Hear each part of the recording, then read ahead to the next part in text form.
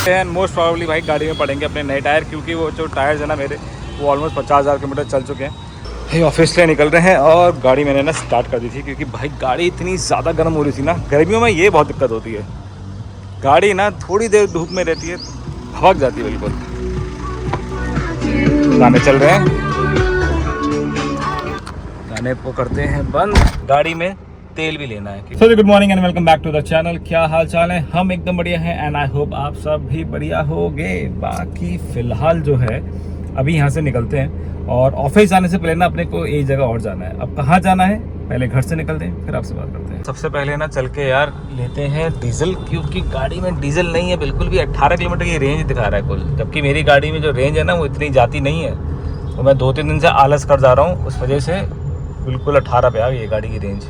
पहले डीजल ले लेते हैं और फिर आगे की वार्तालाप आपसे करते हैं। सर अभी मैं जा रहा हूँ पहले चावला टायर्स। अब मैं चावला टायर्स से क्यों जा रहा हूँ भाई, कि गाड़ी के जो है ना टायर्स करवाने हैं मेरे को चेक, और अगर ज़रूरत हुई तो चेंज। अपनी ना एक बहुत ही अमेजिंग सी ट्रिप प्लान्ड है और उस ट्रिप के लिए ना टायर्स का बिल्कुल सही होना बहुत ज़्यादा ज़रूरी है, क्योंकि जिस टेरेन पे हम जा रहे हैं, जिस जगह पे हम जा रहे हैं भाई, वहाँ पे tyres will play a very important role.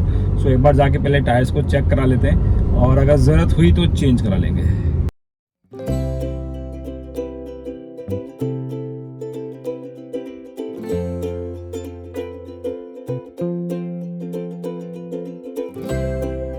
आ गए हैं हम भैया की शॉप पे और गाड़ी लगा देते हैं इधर और एक बार बात कर लेंगे इनसे। गाड़ी अपनी जैक पे आ गई है, चारों पुराने टायर जो है निकल गए हैं, वो चेक हो रहे हैं। मोस्ट प्रॉब्ली भाई गाड़ी में पड़ेंगे अपने नए टायर, क्योंकि वो जो टायर्स है ना मेरे, वो ऑलमोस्ट 50,000 किलोमीटर चल चुके हैं। तो आगे देख रहे हो उसमें ग्रूव में कितना फ़र्क आ गया। जो ट्रेड है इसका दोनों टायरों का, ये नया वाला है, ये मेरा पुराना वाला है।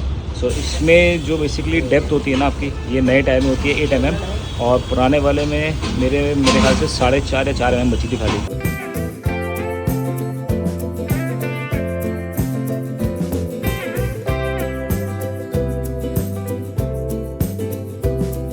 अपना नया वाला टायर जो है ना वो डाल रहे हैं अलॉय पे।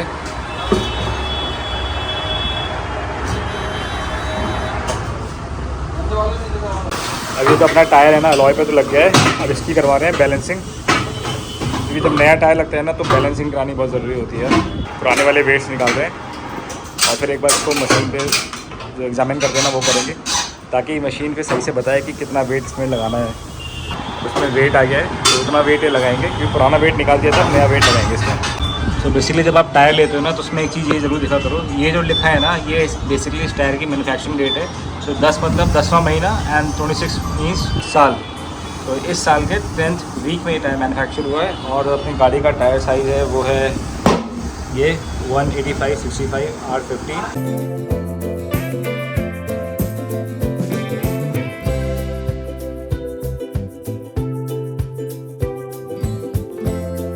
काम हो गया, गाड़ी का टायर चेंज हो गए। आपको अपनी गाड़ी में कभी भी टायर चेंज करवाने ना, आप चावला टायर्स पे आ सकते हो, जो कि है आपका मधुबनी पे, क्योंकि चावला टायर के क्या है ना काफ़ी सारे आउटलेट्स हैं। यहाँ पे आपको ना हमेशा एक बढ़िया सजेशन मिलेगा, बढ़िया एडवाइस मिलेगी, एंड जो रेट्स होंगे ना वो भी हमेशा बढ़िया मिलेंगे, एंड क्वालिटी भी आपको बढ़िया मिलेगी।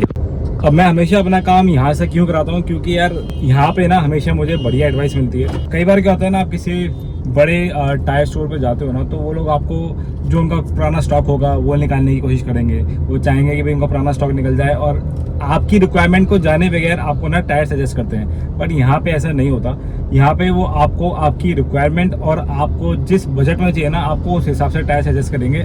और उसके अलावा क्या है ना, कभी भी आपको यहाँ पे ना वारंटी क्लेम करने में कभी कोई इशू नहीं आएगा, क्योंकि अगर कभी भी आपके टायर में कुछ कभी टायर कट जाता है या फट गया या फूल गया तो कभी भी ना आपको यहाँ पे टायर की जो वारंटी होती है ना उसे क्लेम करने में कभी भी कोई इशू नहीं आएगा। मुझे आज तक नहीं आया।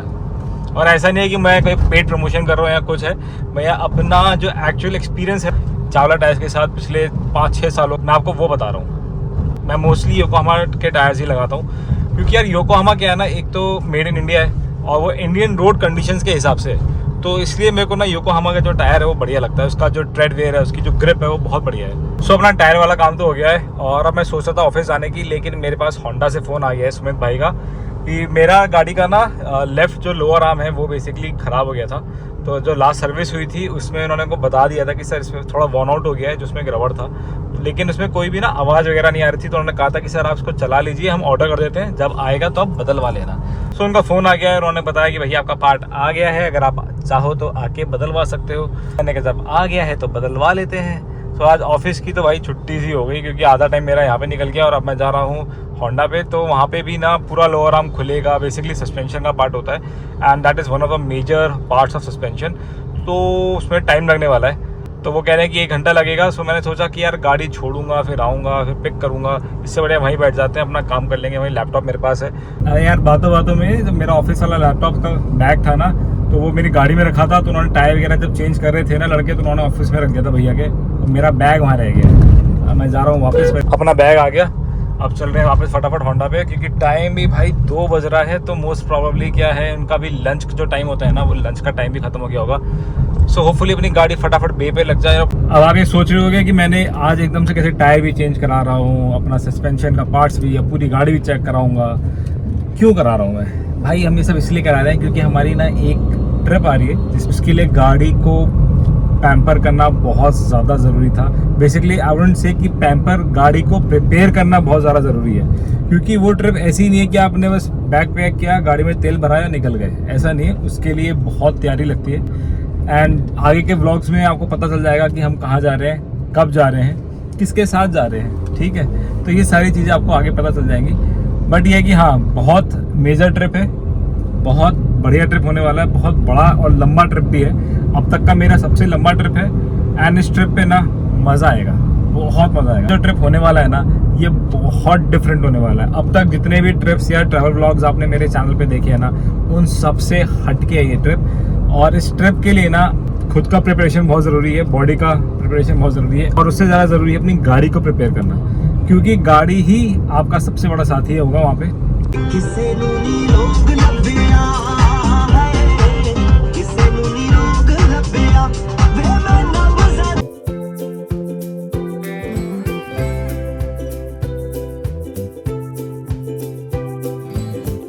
बाकी अगर आप लोगों ने मेरी लास्ट वाली जो सीरीज़ थी वो देखी है, तो अगर आप लोगों ने वो पूरी सीरीज़ देखी है, उसके सारे वीडियोस देखे हैं, तो मेरे को कमेंट करके ज़रूर बताना कि आपको कैसी लगी। बाकी अपना होंडा का शोरूम, सॉरी सर्विस सेंटर आ चुका है और भाई अंदर चलते हैं। पहले तो लेके जाएंगे गाड़ी को रोड टेस्ट पे। ये वाले भैया भी है ना जो गेट कीपर, ये भी कहते होंगे इस आदमी को भी कोई काम नहीं है, घड़ी घड़ी जब देखो अपनी गाड़ी लेके आता रहता है यहाँ पे। है खतरनाक एक्सीडेंट हो रखा है यार, इस अमेज का हाल देख रहे हो आप?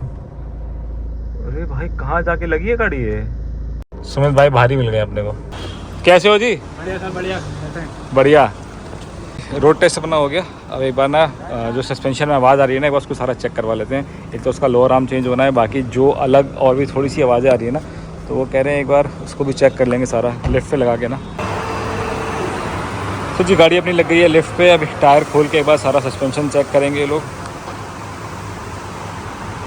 अभी जो पीछे वाले ब्रेक है ना, ये भी पूरा खुलवा के एक बार साफ़ करवा रहे हैं, कि थोड़ी सी ना आवाज़ आ रही थी, वो मे बी पीछे वाले ब्रेक्स में से आ रही थी, क्योंकि आगे वाले जो ब्रेक पैड्स हैं वो मेरे अभी लास्ट सर्विस पे चेंज हुए थे, और सर्विस हुए अभी मेरे ख्याल से गाड़ी ने उसके बाद 5000 के करीब ही चली गाड़ी। ब्रेक पैड सी वाले तो नए हैं, तो इसकी कोई टेंशन नहीं है। एंड डिस्क पे भी ना भी ज़्यादा लाइनें नहीं है।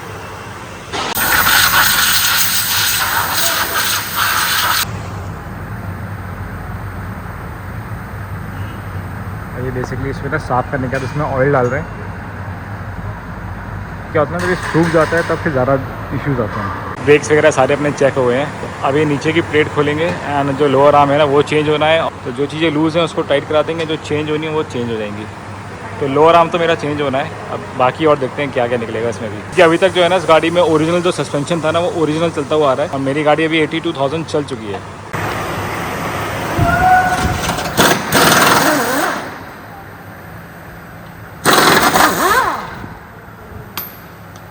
ये जो है ना, अभी देखो ये इसकी रबड़, ये सारा जो है ना ये बॉर्न आउट हो गया, ये टूट गया सारा। तो इसलिए ये लोअर आर्म पूरा जो दोनों साइड के हैं ये बदल रहे हैं। और ये है अपना नया लोअर आर्म। और ये जो अभी तक इस गाड़ी में चल रहे थे ना, ये इसके ओरिजिनल वाले चल रहे थे। और जबकि मैं गाड़ी भाई मेरी कहाँ नहीं चलती है। ये अपना नया है और ये अपना पुराना है। अब ये लगेंगे।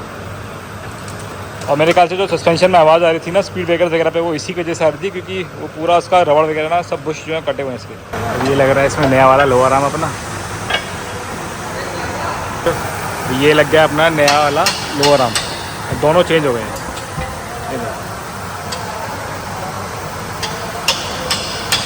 तो ये वाली जो रबड़ थी ना बेसिकली ये उसकी ख़राब हो गई थी, बिल्कुल कट गई थी सारी। मेरा काम हो गया। और अपना जो एयर फिल्टर है ना ऑक्सीजन फिल्टर, वो दोनों भैया को मैंने बोल दिया भैया पूरा ना ब्लो करके साफ़ कर देंगे इसको। और एक एयर फिल्टर जो है मैं अपने साथ भी लेके जाऊँगा एक्स्ट्रा।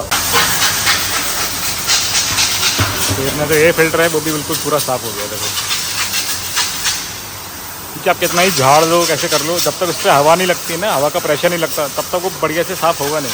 गाड़ी का अपना सारा काम हो गया है। अब एक बार ना टेस्ट साइड पे जा रहे हैं, जो अपना लोअर आर्म चेंज हुआ है ना, उसके बाद देखते हैं सब ठीक है ना, आवाज़ तो नहीं आ रही कोई। सर्विस सेंटर से गाड़ी आती ना एकदम चमचमाती आती है। बाकी यार अभी जो लास्ट ट्रिप था ना अपना, जिसमें मैं हर्षिल गया था, तो उसके बाद से ना मेरे को टाइम ही नहीं मिला था कि मैं गाड़ी को अंदर से साफ़ करूँ। यूजुअली क्या होता है कि मैं जब भी किसी ट्रिप से आता हूँ तो मैं अपनी गाड़ी ना बढ़िया से वैक्यूम करके पॉलिश वॉलिश करके फिर खड़ी करता हूँ। बाकी एक ही अपने ना काफ़ी सारे जो पेंडिंग काम थे ना, बहुत टाइम से मेरा प्लान कर रहा था कि यार गाड़ी को दिखाना है, चेक कराना है, मैं करा ही नहीं पा रहा था यार, इसी वजह से ना, क्योंकि कहीं ना कहीं भाई किसी न किसी काम में बिजी थे। बट फाइनली आज अपने वो दोनों काम पूरे हो गए और अब हम बाकी की तैयारियों पे ध्यान दे सकते हैं। इस ट्रिप की तैयारी के लिए इतने सारे पेंडिंग काम थे, लेकिन ठीक है धीरे धीरे एक एक करके जो लिस्ट है ना उसमें से चीज़ें कटती जा रही हैं। बहुत ज़बरदस्त तरीके से तैयारी चल रही है। तो आने वाले जो व्लॉग्स होंगे ना इस ट्रिप के, वो भी ज़बरदस्त होंगे।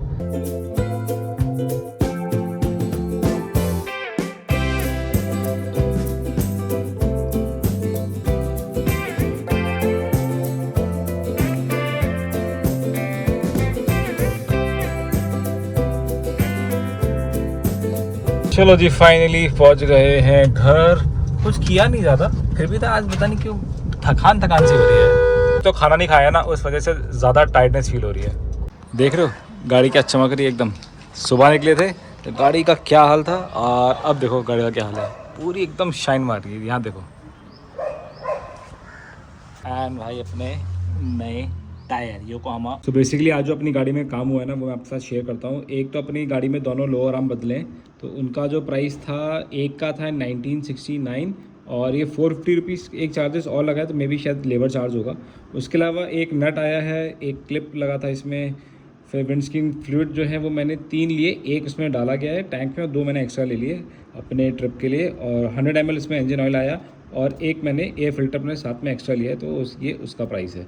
तो जो अपना टोटल खर्चा है ना वो आया है भाई 1134 रुपये। तो बेसिकली जो हमने इसमें ये सारा काम करवाया है ना एक्स्ट्रा, तो इसके पैसे लगे हैं, इसके एक भी पैसा नहीं लगा। क्यों? क्योंकि भाई अपनी गाड़ी जो है वो एक्सटेंडेड वारंटी के अंदर है और ये फ़ायदा होता है एक्सटेंडेड वारंटी का।